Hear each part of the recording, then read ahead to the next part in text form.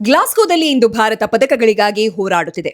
ಆದರೆ ಇನ್ನೊಂದು ದೊಡ್ಡ ಸುದ್ದಿ ಗೊತ್ತಾ? ಇನ್ನೇನು 4 ವರ್ಷಗಳಲ್ಲಿ ಇಡೀ ಕಾಮನ್ವೆಲ್ತ್ ಜಗತ್ತೇ ಭಾರತದ ನೆಲದ ಮೇಲೆ ನಿಲ್ಲಲಿದೆ. 1930ರಲ್ಲಿ ಕೆನಡಾದ ಹ್ಯಾಮಿಲ್ಟನ್ನಲ್ಲಿ ಆರಂಭವಾದ ಕಾಮನ್ವೆಲ್ತ್ ಗೇಮ್ಸ್ 2030ಕ್ಕೆ ತನ್ನ 100ನೇ ವರ್ಷದ ಐತಿಹಾಸಿಕ ಶತಮಾನೋತ್ಸವ ಆವೃತ್ತಿಯನ್ನು ಆಚರಿಸಲಿದೆ. ಆ ಐತಿಹಾಸಿಕ ಕ್ಷಣಕ್ಕೆ ಆತಿಥ್ಯ ವಹಿಸೋ ದೇಶ ನಮ್ಮ ಭಾರತ.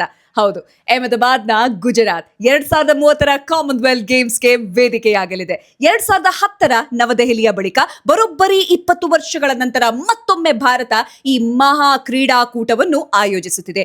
ಇದು ಕೇವಲ ಕ್ರೀಡಾಕೂಟವಲ್ಲ, ವಿಶ್ವಕ್ಕೆ ಭಾರತದ ಸಾಮರ್ಥ್ಯವನ್ನು ಮತ್ತೊಮ್ಮೆ ತೋರಿಸುವ ಕ್ಷಣ. ಜಗತ್ತಿನ ಅತಿ ದೊಡ್ಡ cricket stadium, Narendra Modi stadium, ಅದ್ಭುತ ಸರ್ದಾರ್ ವಲ್ಲಭಾಯ್ ಪಟೇಲ್ ಸ್ಪೋರ್ಟ್ಸ್ ಎನ್ಕ್ಲೇವ್, ವಿಶ್ವ ಮಟ್ಟದ ಮೂಲ ಸೌಕರ್ಯ, ಇವೆಲ್ಲವೂ ಭಾರತದ ಹೊಸ ಕನಸಿನ ಪ್ರತೀಕ. ಇನ್ನೊಂದು ಹೆಮ್ಮೆಯ ವಿಷಯ ಏನ್ ಗೊತ್ತಾ? ಗ್ಲಾಸ್ಗೋ 2026ರಲ್ಲಿ ಕೇವಲ 10 ಕ್ರೀಡೆಗಳಿದ್ದರೆ ಭಾರತ 2030ರಲ್ಲಿ 15ರಿಂದ 17 ಕ್ರೀಡೆಗಳೊಂದಿಗೆ ಇನ್ನಷ್ಟು ಭವ್ಯ ಕಾಮನ್ವೆಲ್ತ್ ಗೇಮ್ಸ್ ಆಯೋಜಿಸಲು ಸಜ್ಜಾಗಿದೆ.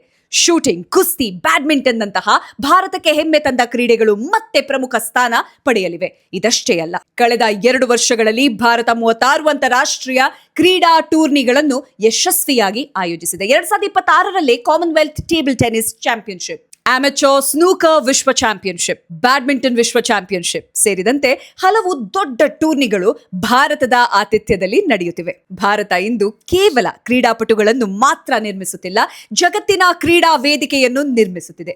2030ರ ಕಾಮನ್ವೆಲ್ತ್ ಗೇಮ್ಸ್, 2036ರ ಒಲಿಂಪಿಕ್ಸ್ ಆತಿಥ್ಯದ ಭಾರತದ ಮಹಾ ಕನಸಿನ ಮೊದಲ ದೊಡ್ಡ ಹೆಜ್ಜೆ. ಇಂದು ಗ್ಲಾಸ್ಗೋದಲ್ಲಿ ನಮ್ಮ ತ್ರಿವರ್ಣ ಧ್ವಜ ಹಾರುತ್ತಿದೆ. ಆದರೆ 2030ರಲ್ಲಿ ಇಡೀ ಕಾಮನ್ವೆಲ್ತ್ ಜಗತ್ತು ಭಾರತದ ತ್ರಿವರ್ಣದ ನೆಲದಲ್ಲಿ ಒಂದಾಗಲಿದೆ. ಅದು ಕೇವಲ ಭಾರತದ ಗೆಲುವಲ್ಲ, ಪ್ರತಿಯೊಬ್ಬ ಭಾರತೀಯನ ಹೆಮ್ಮೆ.